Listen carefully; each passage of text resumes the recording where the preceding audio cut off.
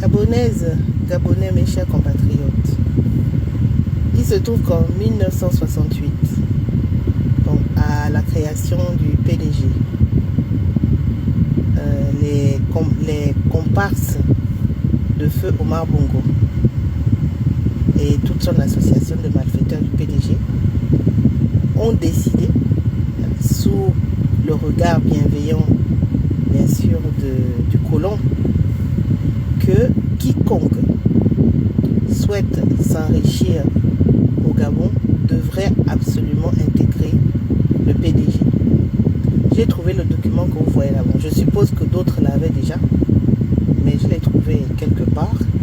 C'est écrit qu'il a été théorisé dans notre pays. Ce sont des documents qui existent, qui ont été établis officiellement, que les Gabonais, pour s'enrichir, devaient absolument intégrer le PDG. Ça veut dire que tous ceux qui ne sont pas adhérents au PDG depuis 68 ne peuvent pas avoir accès à la richesse de leur pays. Et effectivement, nous savons que dans le nord, par exemple dans le Wellington, le nord du Gabon, des familles arrivaient à prospérer avec l'agriculture. Les enfants allaient faire les études à l'étranger, donc les gens vivaient quand même de manière digne. Et tout d'un coup, ce secteur agricole a été complètement tué en fait. Et le Gabon ne prospérait plus au niveau de l'agriculture. C'est ce que nous voyons jusqu'à aujourd'hui. Le ministère de l'Agriculture n'a pas de budget. Tout ce qui peut permettre qu'un Gabonais s'enrichisse est complètement abandonné aux étrangers. C'est pour ça que vous voyez que quand un étranger arrive dans notre pays, il prospère tout de suite. Et si un Gabonais essaie de faire des affaires, du business, il ne prospère pas. Parce que c'est écrit comme ça.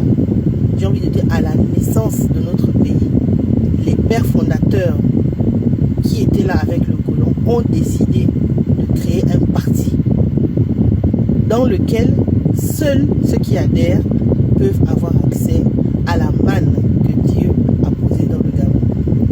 Ils ont tué le sport. Vous voyez que dans d'autres pays, le sport permet aux individus de devenir riches. Tu n'as pas besoin d'être un grand ingénieur. Tu fais ton sport, tu gagnes des milliers d'euros, des milliers de CFA. Pareil, tous les secteurs comme le ciment. C'est qui aujourd'hui on va appliquer pour faire le ciment. Le gravier, qui s'occupe des graviers. Le BTP. Dites-moi un seul secteur qui appartient aux Gabonais. Et il y a combien de Gabonais qui sont devenus milliardaires parce qu'ils sont des entrepreneurs. Ça a été théorisé. Ils ont écrit. Ça a été pensé et appliqué d'une main de fer et de maître par le PDG depuis 68. Donc nos problèmes viennent des pères fondateurs, on va dire, de notre pays. C'est pour ça aussi vous voyez toujours les mêmes familles, dans l'appareil qui gère l'État. Les mêmes noms, la nièce, l'oncle, le neveu, la tante, la petite fille. Ça se répète, ça tourne, il se passe le relais. Mais il faut être PDG. Hors du PDG, tu ne peux pas investir. Même si tu essaies de faire les micmacs comme les étrangers font, dès que tu es de nationalité gabonaise au Gabon, tu ne seras jamais millionnaire, encore moins milliardaire. Il faut avoir une chance de cocu. Donc, je vous dis, peuple gabonais, aujourd'hui, nous voyons des patriarches, des soi-disant opposants, avec des noms reconnus, qui vont demander le oui au référendum.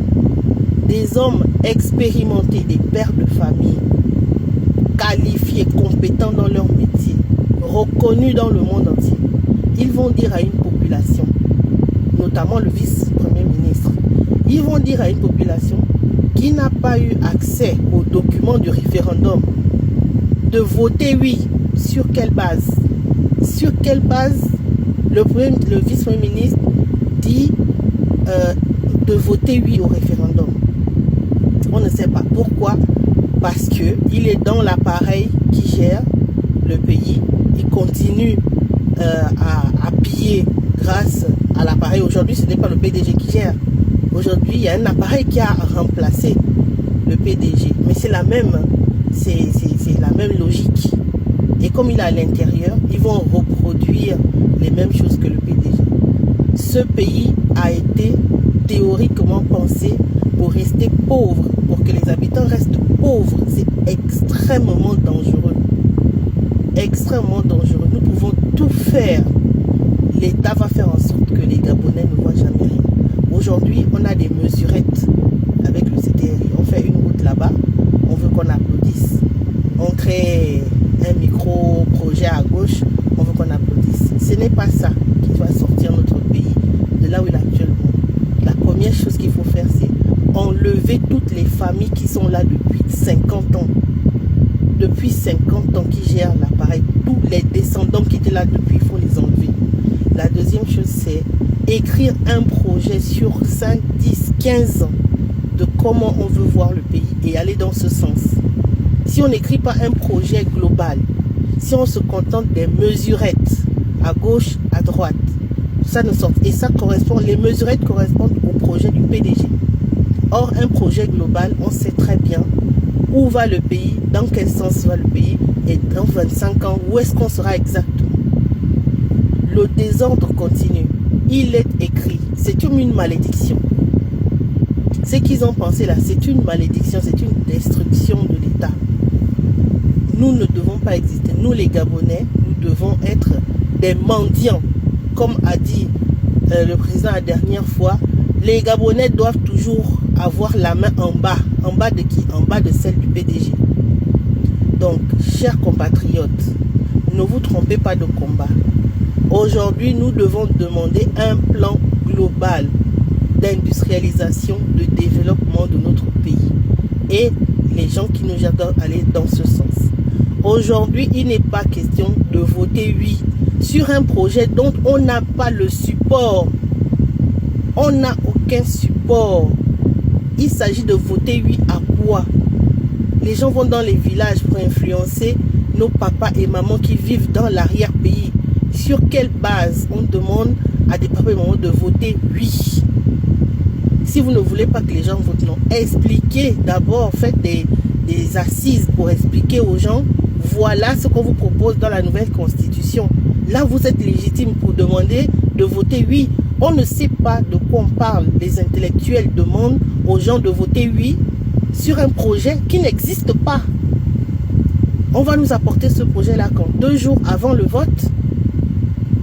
Tout ça parce que ils veulent garder entre leurs mains les biens de l'État, les biens du pays. Tout ça, c'est pour ça. Nous ne nous en sortirons pas sans plan global. Ils ont décidé de ne rien faire pour développer. Ne vous fiez pas aux petites routes, dans les quartiers, etc. C'est pas ça le développement d'un pays. C'est pas comme ça qu'il se pense. On doit nous présenter un plan global qui impacte tous les secteurs de notre pays et qui met le Gabonais au centre de la richesse de son pays. Il est hors de question que quand on veut manger, ça vient de l'étranger. 100% de l'étranger. Tu veux acheter une maison, c'est un étranger qui te vend. Tu veux construire la maison, toujours de l'étranger.